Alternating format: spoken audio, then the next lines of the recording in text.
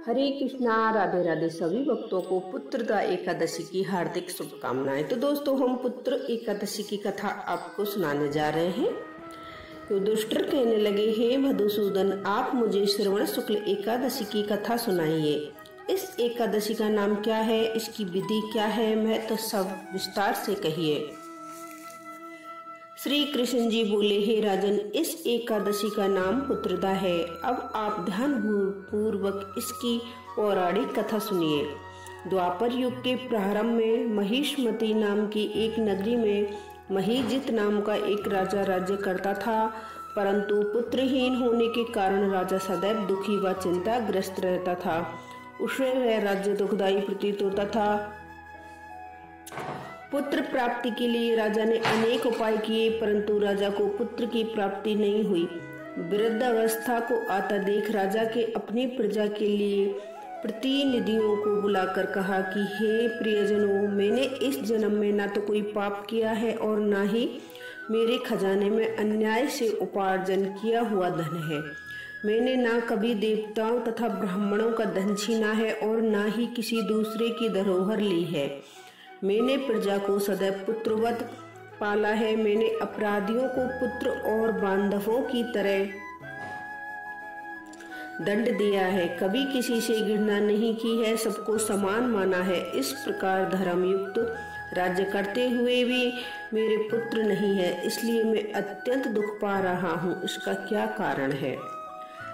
राजा महीजीत की इस बात को विचारने के लिए मंत्रीगण तथा प्रजा के प्रतिनिधि वन को गए और वन में जाकर वे राजा के हित के लिए किसी श्रेष्ठ तपस्वी की खोज में लग गए। इतने में एक आश्रम में उन्हें एक अत्यंत वयोवृद्ध, धर्म के ज्ञाता, बड़े तपस्वी, जितेंद्रिय, समस्त शास्त्रों के ज्ञाता महात्मा लोमेश को देखा।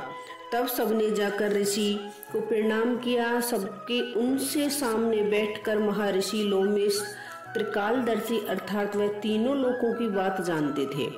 उन लोगों को देखकर लोमेश ऋषि ने पूछा कि आप लोग किस कारण आए हुए हैं? निसंदेह में आप लोगों की समस्या के लिए हितकर कार्य करूंगा।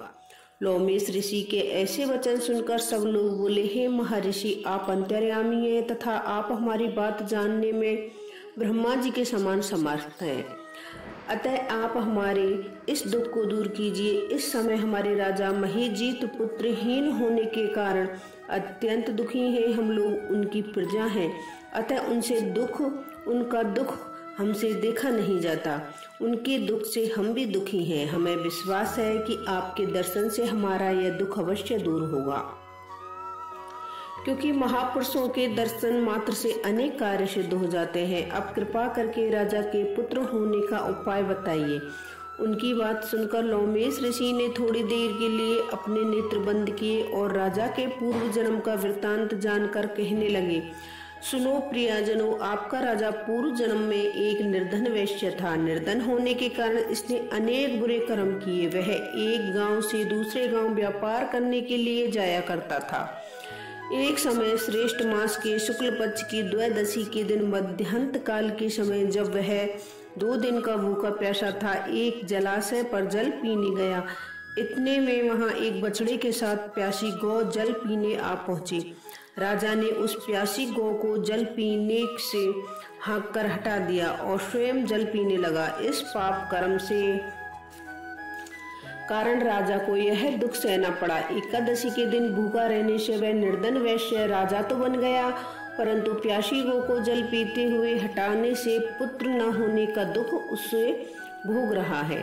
ऐसा सुनकर प्रजाजन कहने लगे, हे ऋषि, शास्त्रों में पापों का प्रायश्चित भी लिखा है, अतः आप ऐसा कोई उपाय बताइए कि राजा का यह पाप नष्ट हो जाए।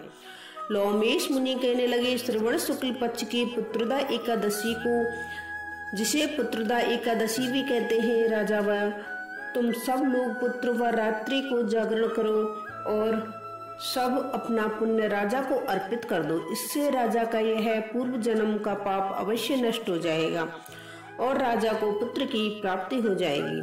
लोमेश ऋषि के ऐसे वचन सुनकर मंत्रियों सहित सारी प्रजा नगर को वापस लौट आई और जब श्रवण शुक्ल एकादशी आई तो लोमेश ऋषि की आज्ञा अनुसार राजा सहित सबने पुत्रदा एकादशी का व्रत किया और जागरण भी किया।